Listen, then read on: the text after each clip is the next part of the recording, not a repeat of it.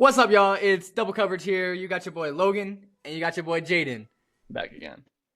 And we are going to be hopping into the top 10 tight ends of the 2025 season. So at my number 10 spot for top 2025 tight ends, I have big old Darren Waller. And hear me out. I have him at number 10. He only had 24 catches, only had 283 yards, but from the 24 catches he had 6 touchdowns in 9 games, which is pretty damn good, honestly. For 9 games, having 6 touchdowns, which is half of the person that led the league in touchdowns for tight ends. So that's why I have him at 10. So for my number 10, I got Jake Ferguson. He's a consistent high-volume target. He secured 82 receptions with 8 touchdowns. At my number 9 spot, I have a weapon from the Falcons who is going to be a free agent. We got good old Kyle Pitts. He had 88 receptions. He had 785 yards and 5 touchdowns, which again, he had 5 touchdowns in 17 games. Darren Waller had 6, which backs up my spot a little bit more for Darren Waller.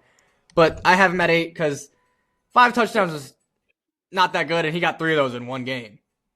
At my number 9, I have the rookie for the Chicago Bears. I got Colston Loveland. He made an immediate massive impact as a rookie. He caught 70 passes for 906 yards with 6 touchdowns, which is great for a rookie tight end. And his blocking was all right. Yeah, I have at 8 Hunter Henry for the Patriots.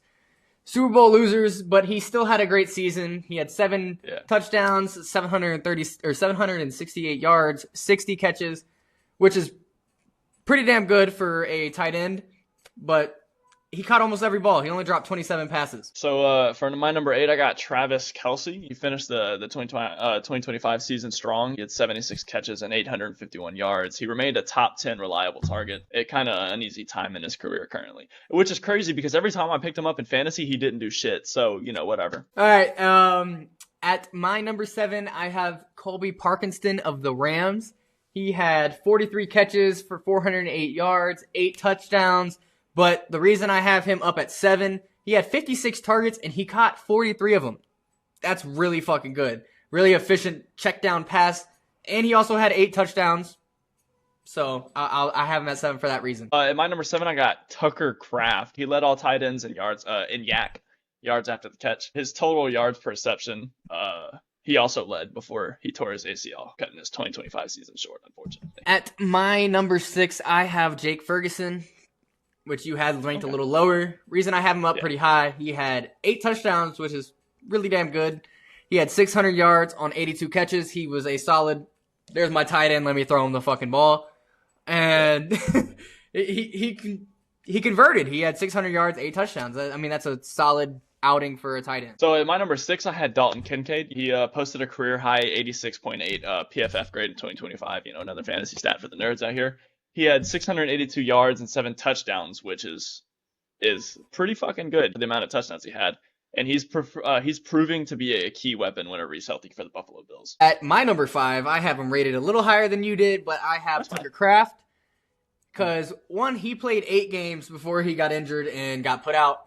But he had 32 catches, 489 yards, and 6 touchdowns in only 8 games. Like, that's crazy. Because if you look at it, 8 touchdowns in 8 games. If you add, 9 more games to that, he could have easily been in the 20s. He could have easily been in the 20s, and he had a 1,000-yard receiving season. His injury definitely, set him back a little bit, but it's all good. He'll bounce back. At my number 5, I got the man, the myth, the legend, Sam LaPorta. Despite a back injury cutting his 2025 season to 10 games, he remained one of the most efficient receiving threats at 40 receptions, 489 yards, and 3 touchdowns. At my number 4, I got my boy, Brock Bowers. I wish I could rate him higher. I really do wish I could, but he had a lackluster season compared to his rookie season where he went absolutely nuts. But I will give him that because he did have an injury, so he only got to play a total of 12 games, and one of those games he got pulled out early. But he still managed to put up 680 yards, 7 touchdowns, that incredible one-handed catch for a touchdown. That was fucking insane.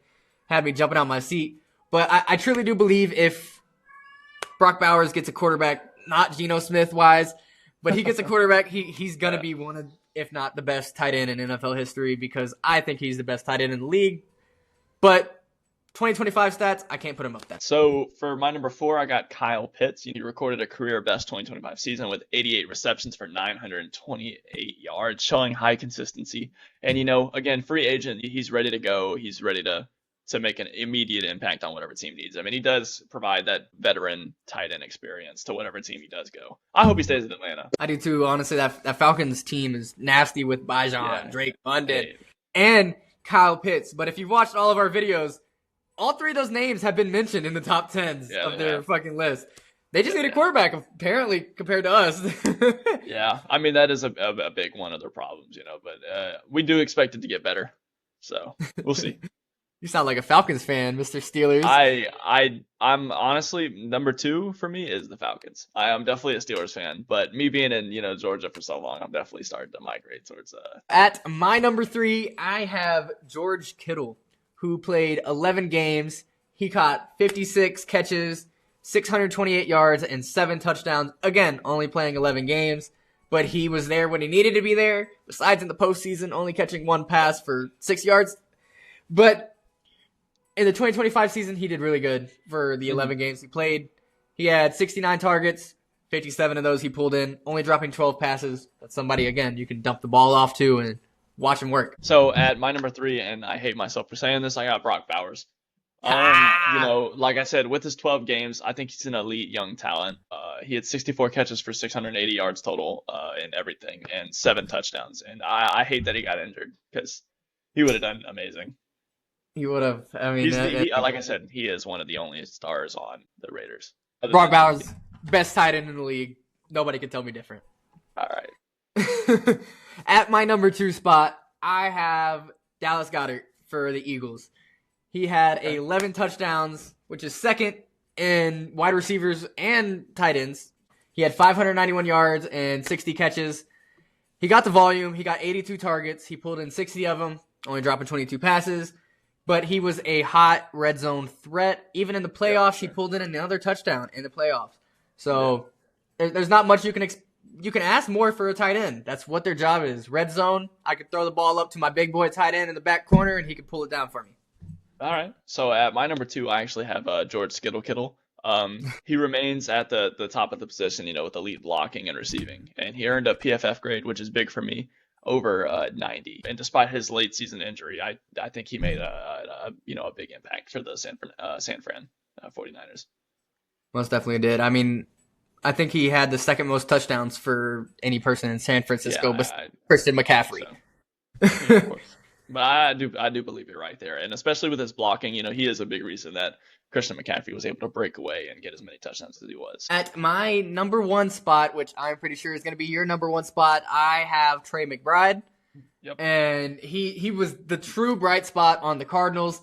He had 126 catches, 1,239 yards, 11 touchdowns, and he averaged 9.8 yards a catch, which is a lot for a tight end. You're supposed to be a dump down guy. But for sure. For wide receivers and tight ends, he was number 2 for catches. Mm-hmm. He was number 6 for yards, and again, tied second for touchdowns. Yeah. So I also have Trey McBride at my number 1. If you have anyone else, you're wrong. I don't. Really if you have anybody else, you don't watch football. Yeah, and he's not much for a blocker, but he's such an offensive weapon on that Cardinals. And his historic 2025 season is insane. Like, you can't get better than Trey McBride. Maybe if you do a little better than his blocking, but that's something he can work on himself. He's a grown-ass man, so. But I think he was elite this season, and I can't wait to see what he can do for this Cardinals offense next season. I agree. I mean, like, the thing about Trey McBride, you got to think, in his 4 seasons in, year 1, he had 1 touchdown. Year 2, he had 3 touchdowns. Year 3, he had 2 touchdowns. And then, boom, this big-ass jump all the way up to 11 touchdowns in their fourth year in the NFL. Work, You're definitely doing something right. That's all I gotta say, man. You're going up every year. There's something you're doing right. He's putting in that work in the off season. Most definitely. But that is our top 10 tight ends of 2025. There's really not much to choose from for tight ends. It's not that deep of a position. There's very obvious, clear standouts. But I I think we had a great season for tight ends, besides a bunch of them getting injured and not playing full seasons, and yet still putting up big numbers. Yeah, and another big problem too is with all these injuries and whatnot, which we'll get into a whole thing before the season starts. Is just the way that the NFL is backtracking with safety gear. I feel and switching to all these like fake fields. Yeah, I agree with that. But I hope you guys enjoyed. And our next videos, we're going to be covering the best defenses, the top 5 defenses in the league, and the top 5 offenses in the league. So stick around and enjoy the videos. Deuces.